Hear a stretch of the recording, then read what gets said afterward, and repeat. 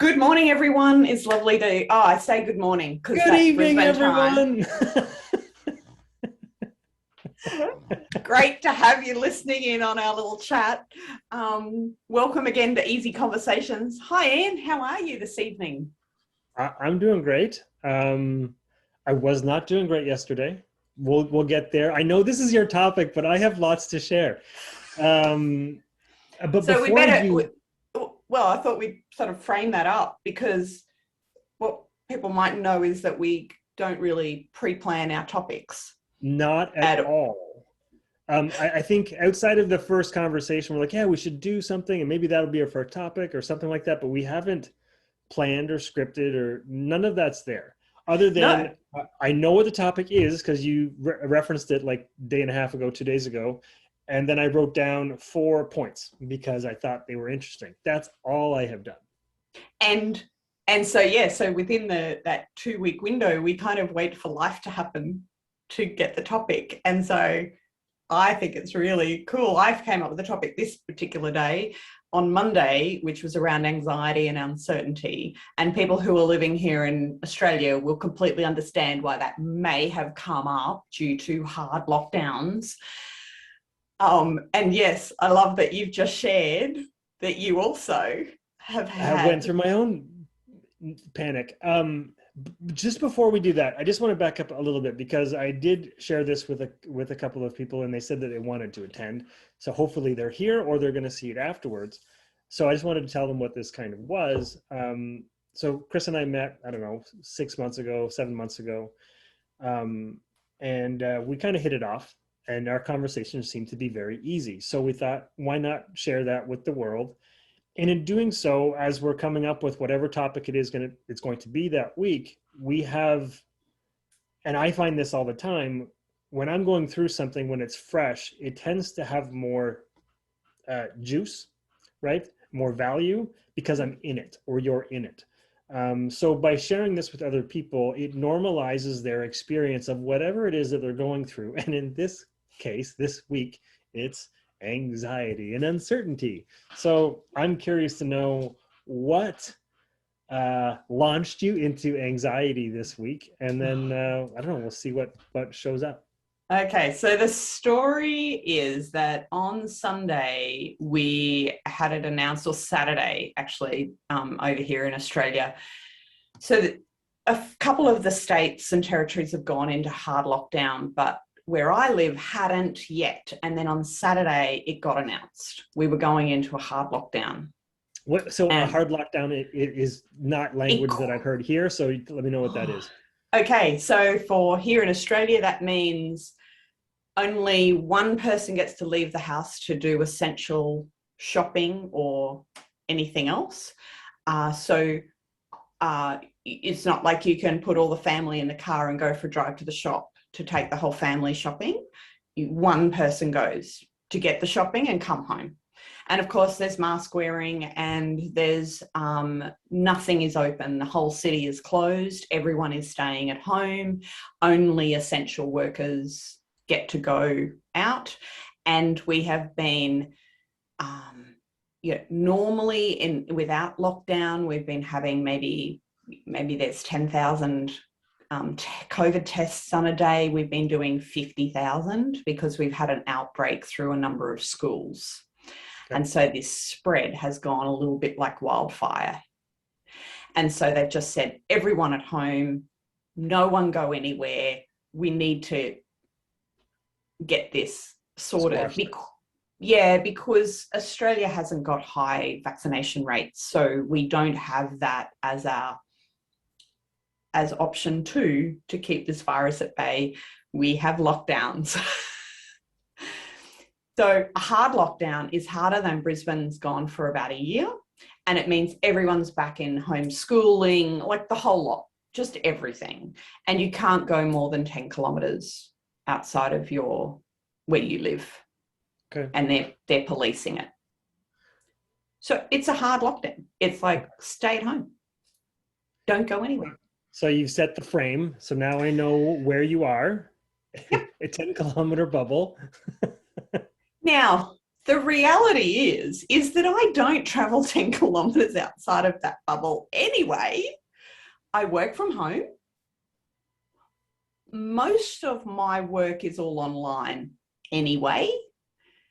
I travel from my study inside my house. I take 10 steps and I come out to this room out here, which is a shed out in my backyard. So like that's Wonderful not shed. Beautiful any shed. differently. My daughter is working online for all of her uni study, and my husband is qualified as a essential worker, so he was going off to work on Monday. Okay.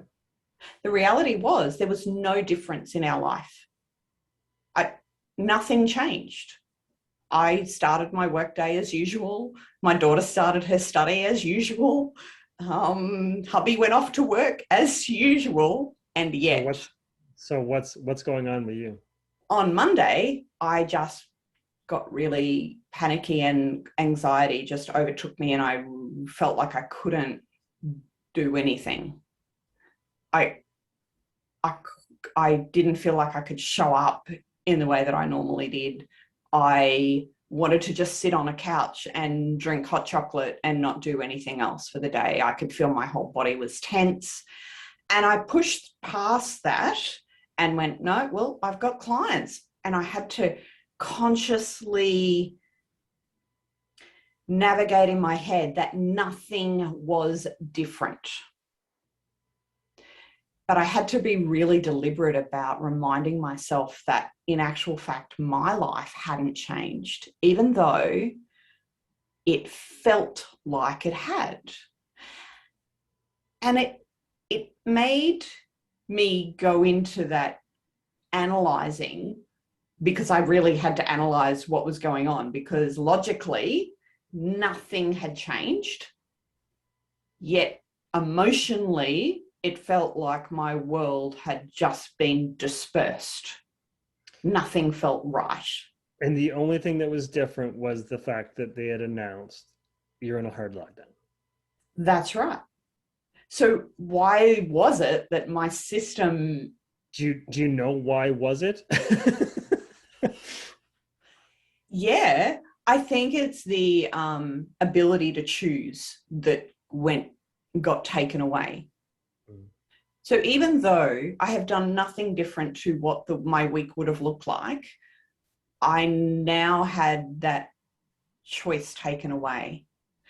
And when I look at when people are dropping into anxiety and uncertainty, no matter whether it's from a hard lockdown or, I don't know, maybe they get injured and now they can't get up and walk and do the things that they used to do, or it's about choice when their choice is taken away.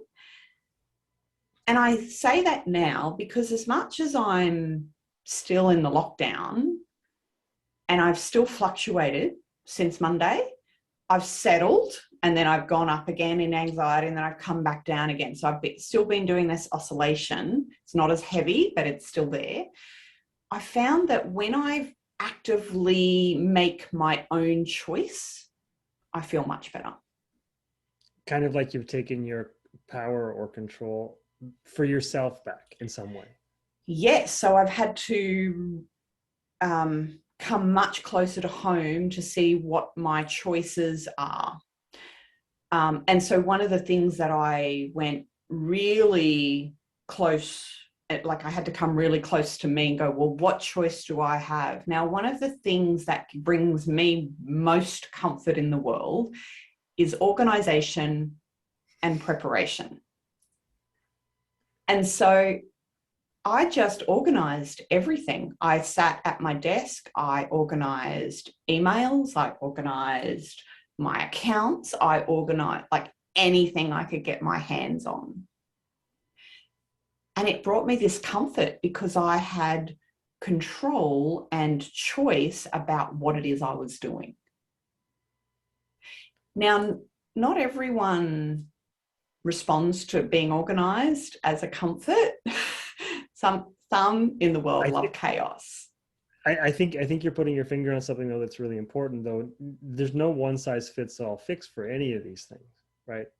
And when I share my anxious moments this week, I'll tell you what I did. But you're right. You have to find the thing that's going to work for you. Is it a nap? Is it a workout? Is it I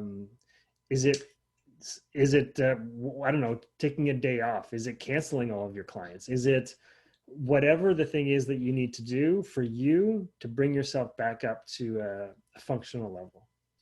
And when we're anxious like that, sometimes we're not in a functional place. No, and then the other element that came in was, oh, now I'm not doing all the things I was going to do today, because now I've made this choice to be organized, and it would almost look from the outside like I was procrastinating, because I was just busying myself with organizing all these other things that didn't actually have to be done on Monday, but they brought me such comfort that then once I got through Monday and I woke up on Tuesday, I was like, oh, see, all good. Now I can get on with it. You're bringing up another good point. I don't know if you notice it or not, but we live in an action society, right? We do stuff, we get stuff done, we push past, we push through. And actually, I think you mentioned that in one of your first lines. I pushed through, right? I did some stuff that I was going to take control of my situation, that was going to help. I think we feel like we always have to be going, even if we're not in a space to go. Yes. So on that, I love how we do this. So that Tuesday morning, I was feeling great. And I ended up sitting down and watching a midday movie with my daughter, because she'd ended up having not a lot on day because of the lockdown, and uni hadn't quite got organised and all their pracs had been cancelled and whatever. So she didn't have a lot to do. And so we went, we've both got a couple of hours. How about we sit down and watch a movie? And I could create that space, and there was no beat up. There was no, I really should be working because it's 3:00 on Tuesday afternoon, and that's normally my time for work. That ability to stop without guilt is not something that is familiar to most.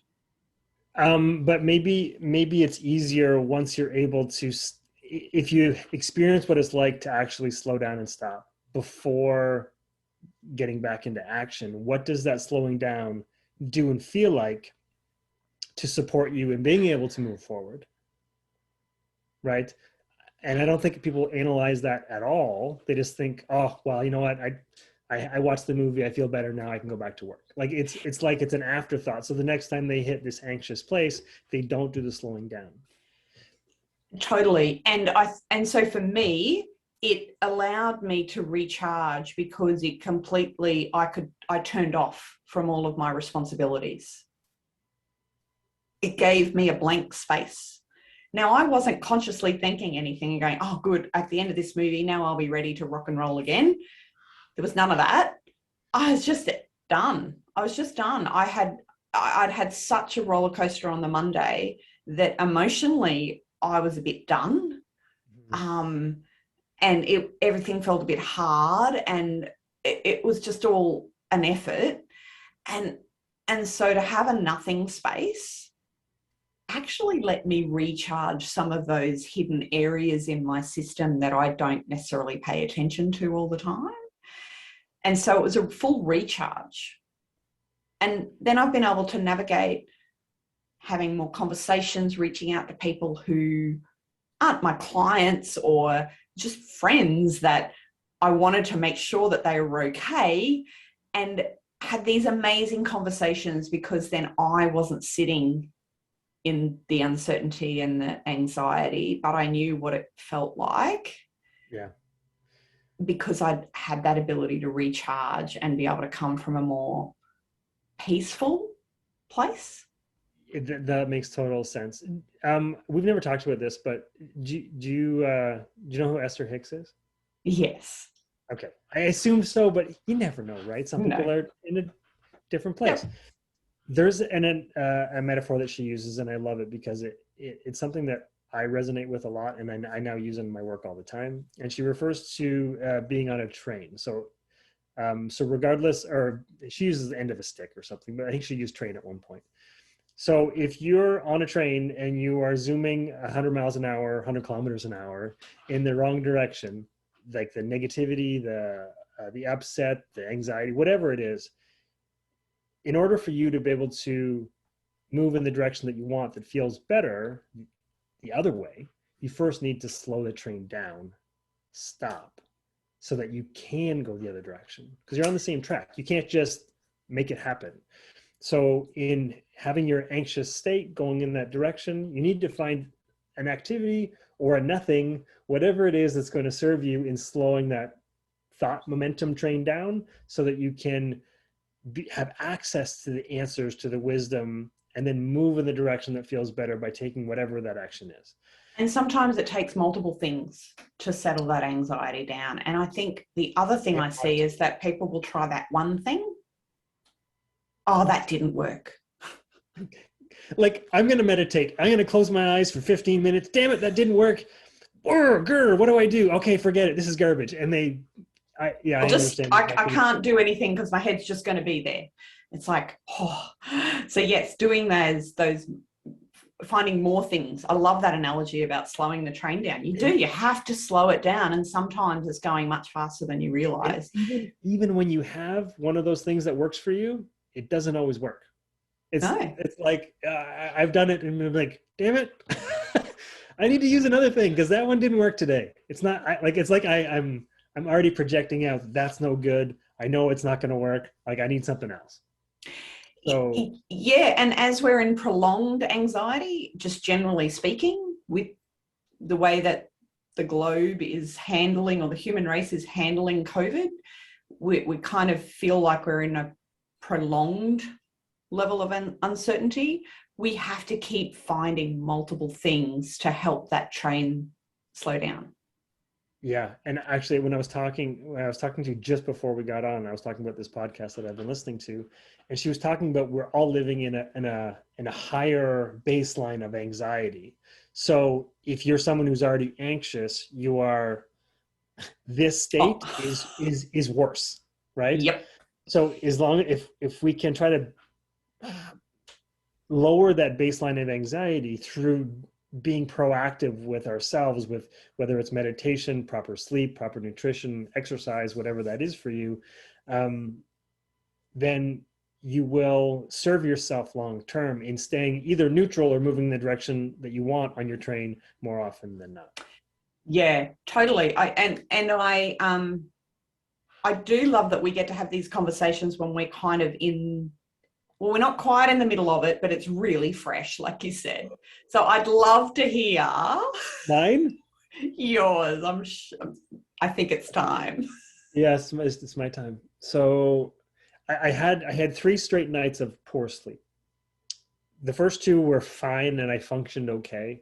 The third one was off the charts bad, like being interrupted in my sleep more than 3 or 4 times. Oh, and that's for long periods. And one of them was my wife saying, I think someone's downstairs. Oh, no. So adrenaline rush as well. No one's downstairs. I think I hear the kids. I'm like, they're not. And in my head, I'm already mad because I'm like, if I get up, I know I'm not going to go back to sleep. Like, it's one thing to like get up and pee and come back to bed and fall back asleep. It's another to walk around the house with your flashlight or your phone light on, looking in every room to make sure no one's in the house that's locked, and then come back upstairs and try to sleep again. And like, you're fully awake at that point. Like, there's nothing bringing you back. Anyways, when I woke up, I felt like I was vibrating. Like, if you've ever been in a construction zone with a compressor or something where there's like a constant brrr, my insides felt like that. Mm-hmm. My head didn't feel good. My gut didn't feel good. And luckily, the universe had set something up for me. So my wife had already decided that she was taking the kids on a picnic a few hours away with a friend. I had planned initially to do that with them, and then the night before, I'm like, no, I wanted to do a project to surprise my wife and stuff and whatever. And I decided that was what I was going to do that day.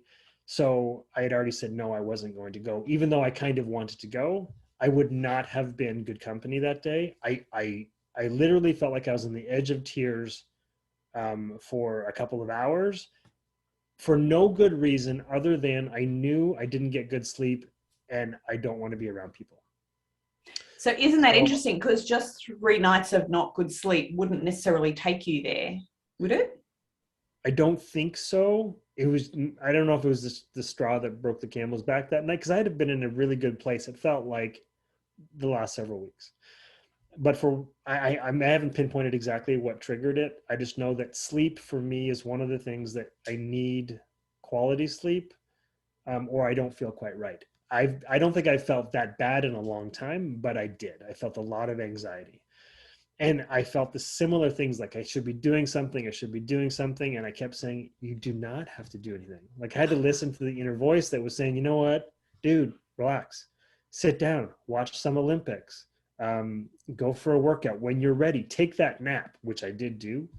But it wasn't until I had my workout that I really felt like I feel okay right now. I didn't do anything crazy. I just did like something that was going to keep my heart rate moving, and I was going to just do it at my own pace. It wasn't going to be me trying to crush myself or anything. But at the end of that, I'm like, I do feel better. And I felt almost like an obligation that I needed to share this with other people. So I haven't posted anything on social media for quite a while. I brought up my phone and I recorded a really quick video and I posted it. And a few hours later, I ended up getting a couple of likes and whatever, but I had one specific comment that the person came back and said, I really needed to hear that today. Thank you. So it just reinforced in me that it's important to share these stories, even if you don't feel great at the moment, but it's important that people know that it's okay and it's normal to be going through these things. And it's okay to take a day off. It's okay to take a break. We don't seem to, in this current world 2021, we don't seem to equate the extra pressures that we have now. We've kind of normalized them, but we are still behaving in exactly the same way that we used to pre-COVID. But we've got to learn that there's actually different coping strategies that will need to come in because we're living with different environment around us. And so, yeah, we've got to have these days off or timeouts or headspace clearings or I don't know, whatever it is that works, because otherwise we're being asked to function in a world that has a lot more pressure. Like the podcast you listen to, where that anxiety level of anxiety. Yeah. And we don't seem to recognize it. We've kind of normalized it, and it is so not normal. Well, you've heard of the boiled frog, right? Uh-huh. Right. So the frog, and in this case, we're the frogs. We're frogs. We're in a pot of water and it's slowly being heated. We don't realize it's being heated. No. And if we stay in that pot, we're going to boil to death, right? We're going to become frog soup. But if you get out of the pot and feel what it's like to be normal again, and then you go back in the pot, it's like you'll yes, it's too hot, you'll jump out. That's too hot. Yep. But we're a bunch of boiled frogs, right? We're soup. Yep. We and some of us are feeling like that. We're feeling like we can't cope with anything. We've been in it for 18 months or whatever it is, right? So I don't think we give ourselves enough of a break. Enough time to hop out of that, because there's a lot of the environments that we are in put us back in that boiling water quite regularly, and so we have to keep finding ways to actively get out of it. Yeah, totally. For me, that's meditation and working out. Those are the two that are probably the two most consistent things. And the third is asking myself questions. This is kind of one of my other slowing my train down kind of things, is asking myself, what can I learn about either myself or this situation right now? And then potentially, how can I see the situation differently? Um, and that perspective for me is everything. Like it takes the initial charge and emotion of whatever I'm sitting in, it takes it out. Yeah, it's really good strategies. I find I do something similar. I probably do it in a slightly different order. My first go-to is to calm myself, whatever it is I need to do to calm my emotions, because my emotions are my Achilles heel in a lot of ways. They can go into extreme without any notice. So by identifying, so in the way that you ask questions, I ask myself what it is I'm feeling. And if I can identify the feeling, then I have something to work with. Otherwise, I'm just heightened and stressed and all those surface reactions going on, where I've got to look at what is the feeling. So that I start with asking the question about where are my emotions? Okay, And so then, in this scenario, do you mind sharing what it is, where you went with it in this particular case, if you use this strategy?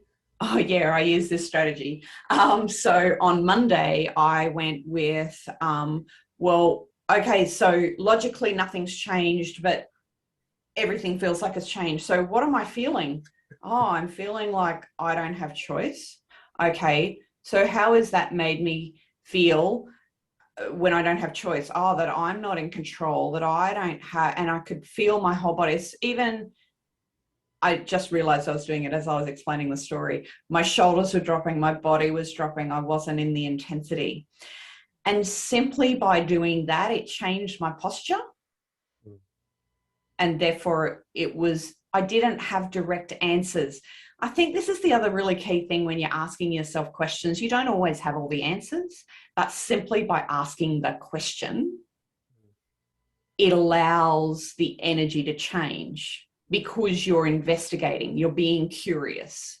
Right. So I didn't have all the answers of what my emotions were. I do have a technique that lets me just let those emotions go, whatever they are, and I don't have to analyze them all, but I have to ask the questions about what it is I'm feeling, and I just default to the feelings. Then my second one was actually drinking water. Mm. It's an understated necessity. We all know we need to do it, but when I'm anxious, I find drinking water lets my system move more. Now, interestingly, I have to physically get up and move more if I'm drinking more water, because my body goes, oh, you're drinking water, off you go, which actually changes my routine of my everyday. Right. And so that creates a physical change. So that's the other thing. That was my second thing that I did on Monday, which just sounds so simplistic, but drinking water just makes a difference. It allowed me to feel, well, I wasn't feeling dehydrated. I wasn't feeling exhausted. It boosted me. It made me get up and do more, because all I really wanted to do was sit on the couch. So that was what my emotions were telling me. So I just drank water. So those were my go-tos on Monday. It's interesting that you say water, and I hadn't thought of this. My go-to is coffee, which is an anxiety heightener, right? So it makes it worse. But that podcast I listened to, it also talked about anxiety and something to do with lack of oxygen in the muscles. So when you're anxious, your body is like, I'm gonna call it contracted, and it's not getting the oxygen that it needs. But if you're able to get more oxygen into your body to allow your muscles to move properly, Mm. you will release some of that anxiety. So Yeah. it's interesting. So for me, moving and working out is going to bring in more oxygen, oxygenate my body, and then release some of the hormonal effects of And you would by default drink more water, I'd Yes, imagine. yes, I have to, and I am horrendous for drinking water. So when I work out, yes, I must drink. Yeah. Yeah.